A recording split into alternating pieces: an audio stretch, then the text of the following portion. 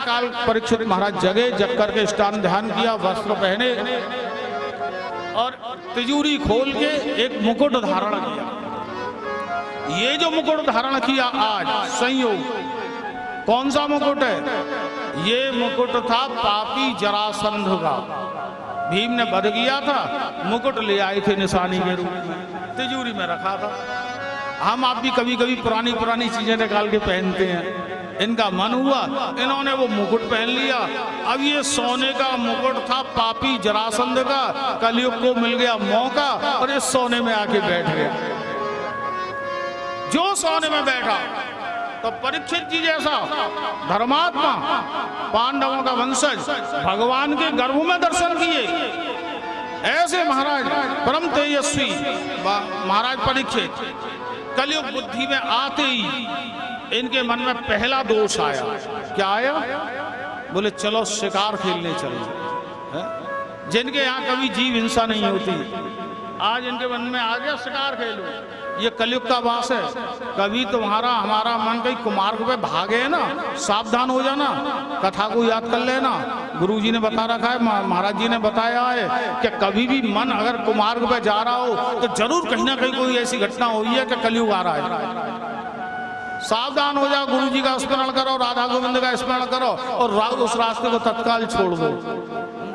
बस आ गया शिकार खेलूं। घोड़े पे बैठे अकेले शिकार खेलने निकल गए। दोपहर तक शिकार को मिला नहीं, प्यास लगने लगी, जल नहीं मिला।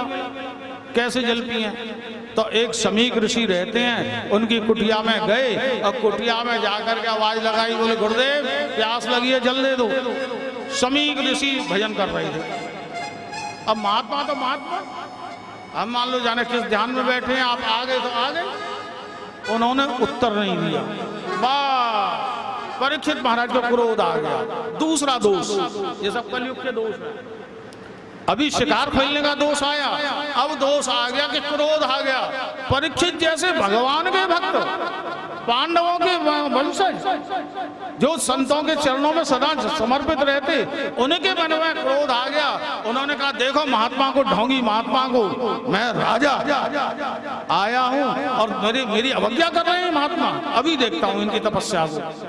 एक मरा हुआ सर्प पड़ा था, धनुष की नोक से उठाया, समीक के गले में डाल दिया। महाराज महात्मा उन पर कोई असर नहीं, और नेत्र नहीं खुले। बड़बड़ाते हुए परीक्षित महाराज वहां से निकले, घोड़ा पे बैठे और महलों में आ गए। उधर समीक के पुत्र श्रृंगी ऋषि पास में नदी में स्नान कर रहे थे। जो महाराज नदी में, कौश की नदी में स्नान कर रहे थे, इनके मित्रों ने देख करके घटना सुनाई समीक के पुत्र श्रृंगी को। बोले श्रृंगी, महाराज परीक्षित ने तुम्हारे पिता का अपमान किया है, मरा हुआ सर्प गले में डालकर। जो सुना महाराज श्रृंगी ने, ऋषि कुमार, ब्राह्मण का अंश, ब्रह्म तेज, बस आवेश आ गया। कौश की नदी का जल उठाया और जल हाथ में लेकर के उसी क्षण शाप दे दिया। एते लंघित मर्यादम तक्षकः सप्तमे हनि।